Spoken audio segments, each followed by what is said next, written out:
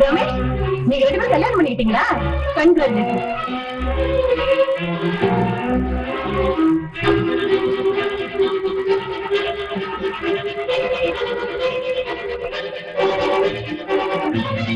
கொஞ்சம் லேட் ஆயிட்டாலும் சாவித்திரி பின்னாடி விரட்டிட்டு அலைஞ்சது லேட் ஆகல. சித்ரா அம்மா சாவித்திரி சாயர், கீதா அவங்க அப்பா ரமேஷா அப்படியே உருட்டி வச்ச மாதிரியே இருக்கு. கீதா அவங்க அப்பா ரமேஷா அப்படியே உருட்டி வச்ச மாதிரியே இருக்கு. ரமேஷா அப்படியே உருட்டி வச்ச மாதிரியே இருக்கு.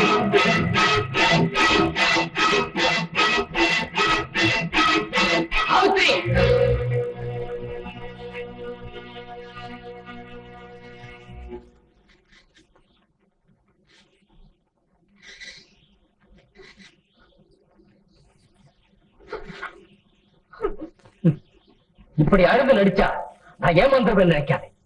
எனக்கு எல்லாம் தெரிஞ்சு போச்சு. முதல்ல ரமேஷுக்கு துரோகம் செஞ்ச, அடுத்தது எனக்கு. என்ன நம்புங்க, நான் யாரையும் வஞ்சிக்கல. விதிதான் என்ன வஞ்சிட்டு. கல்யாணத்துக்கு முன்னால ரமேஷுக்கு காதலி, அதுக்கு பிறகு எனக்கு மனைவி. இதுக்கு என்னடி அர்த்தம்? நான் ரமேஷை காதலிச்சது உண்மை. ஆனா அவர் கல்யாணம் ஆனவரும் தெரிஞ்சதும் நான் அவரை மறந்துட்டேன். என்ன நம்புங்க. இன்னும் எந்த தைரியத்தோட போய் சொல்றேன்? நீ மகா நெஞ்செடுத்த கல்யாணம் ஆகிறதுக்கு முன்னாலேயே காதலிச்சு குழந்தை பெற்றதுங்க. கொஞ்சம் ஏமாந்தா கொலை செய்ய கூட தயங்க போ. தொழிஞ்சு போ, எங்கேயாவது தொழிஞ்சு போ. சும்மா போக வேண்டாம். இத்தனை நாள் என் கூட உபச்சாரியா வாழ்ந்ததுக்காக உனக்கு என்ன பணம் எடுத்துக்கிட்டு போ. போகும்போது அந்த ரமேஷுக்கு பெற்ற சனியை எடுத்துக்கிட்டு நடந்த உண்மை உங்ககிட்ட சொல்லாம மற்றதுக்கு இந்த தண்டனை எனக்கு வேண்டியதுதான். தயவு செஞ்சு என்ன நடந்ததுன்னு கொஞ்சம் கேளுங்க. உங்ககிட்ட கெஞ்சு அழுது போய் சொல்லி எப்படியாவது இங்க இருக்கணுங்கிறதுக்காக நான் சொல்லல.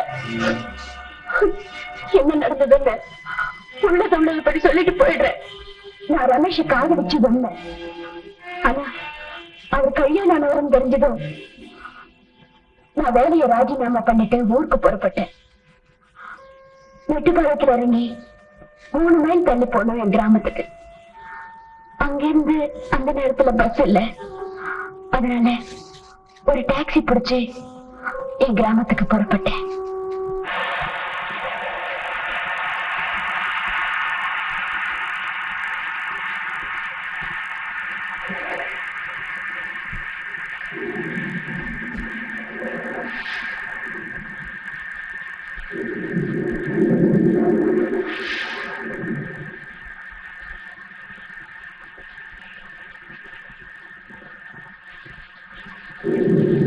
டிரைவரோட பார்வையில ஏதோ தப்பு என்ன இருக்குதுன்னு எனக்கு புரிஞ்சது.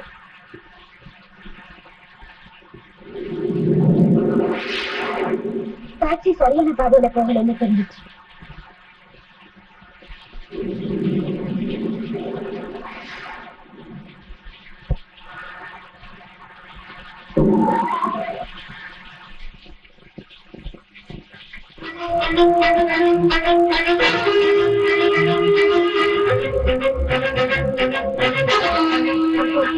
எனக்கு எதுவுமே யோசிக்க நேரம் இல்லை.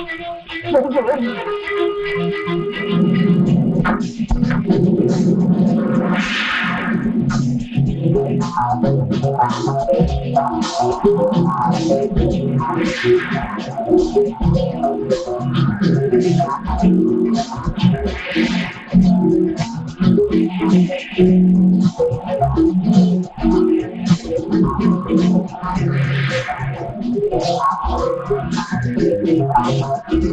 நான் கழிச்சு போயிட்டேன்.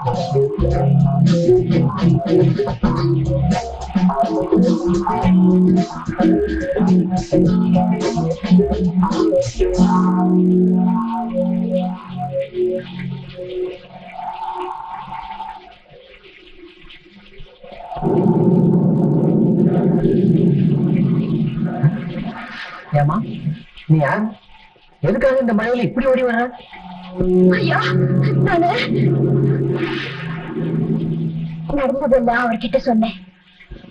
ஐயா, ராத்திரிக்கு பொழுது மட்டும் தங்குறதுக்கு ஏதாவது வசதி பண்ணி கொடுத்தீங்கன்னா ரொம்ப புண்ணியமா இருக்கும். நான் தான் இந்த டிராவலர்ஸ் பங்களாவுக்கு வாட்ச்மேன். நீ போய் அங்க உட்காருமா, நான் வந்துடுறேன்.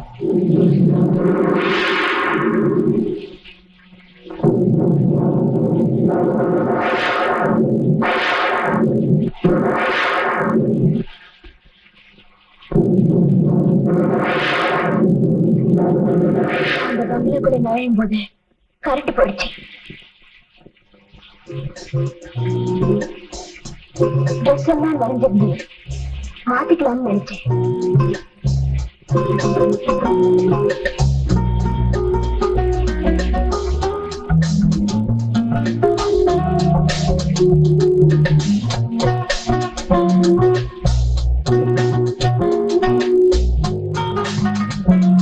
அங்க கிடந்த ஒரு கட்டில் உட்காந்து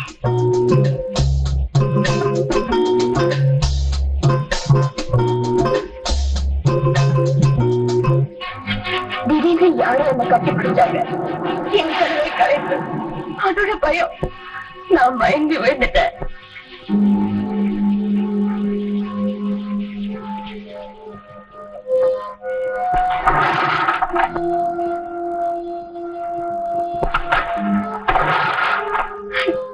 ஏதோ சத்தம் கேட்டு கண் முழிச்சு பார்த்தேன்.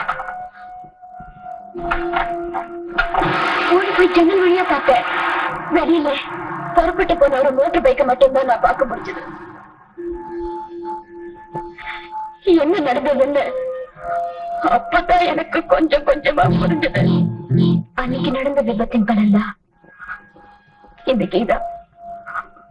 என்ன நம்புங்க, நான் உங்களை மோசம் பண்ணலைங்கிறது நீங்க புரிஞ்சுக்கிட்டா அதுதான் எனக்கு போதும். என்ன மன்னிச்சிருங்க. நெல்லு சாவித்ரி, நீ நிரபராதி, எங்கேயும் போக வேண்டாம். இல்லைங்க, மனதால நான் எந்த துரோகமும் செய்யலனாலும் உடலால கலங்கப்பட்டவதால இதை மறைச்சதே ஒரு பெரிய தப்பு. இனிமே நானும் கீதாவும் இங்க இருக்கிறது உங்க மன அமைதிக்கு நல்லதில்லை. நான் வரேன்.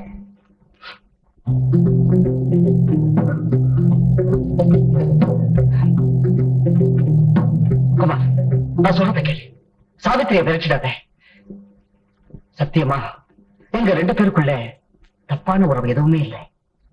தவறெல்லாம் என் மேலதான்.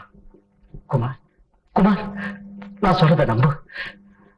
பிளீஸ், தப்பு யாரு பேர்லயும் இல்ல, என் பேர்ல தான். இவ்வளவு குழப்பத்துக்கும் காரணம் நான் தான். சாவித்திரி, நான் சொல்ல போறதை கேளு. ஆச்சரியமாவும் இருக்கும், அதிசயமாவும் இருக்கும். அன்னைக்கு அந்த டிராவலர்ஸ் பங்களாவில ஏதாவது ஒரு நல்ல பொண்ணா பார்த்து கூட்டிட்டு வா. இந்த மழையில எப்படிங்க? அதெல்லாம் எனக்கு தெரியாது. உடனடியா இப்ப எனக்கு ஒரு பொண்ணு வேணும். இந்தா, சீக்கிரமா போய் கூட்டிட்டு வா, நான் உள்ள இருக்கேன்.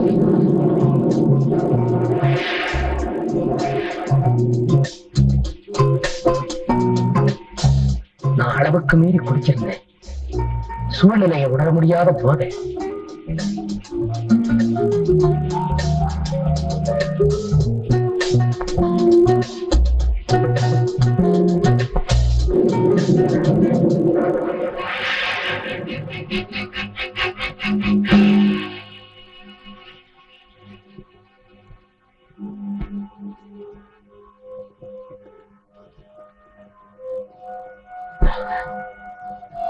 வாட்ச்மேன், நீ அழைச்சிட்டு வந்த பொண்ணு உள்ள மயங்கி கிடக்குறா, போய் பாரு.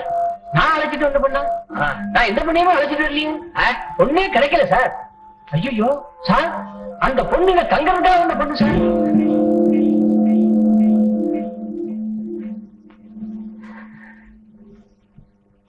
சாவித்திரி, அன்னைக்கு ஒண்ணு கெடுத்தவன் நான் தான்.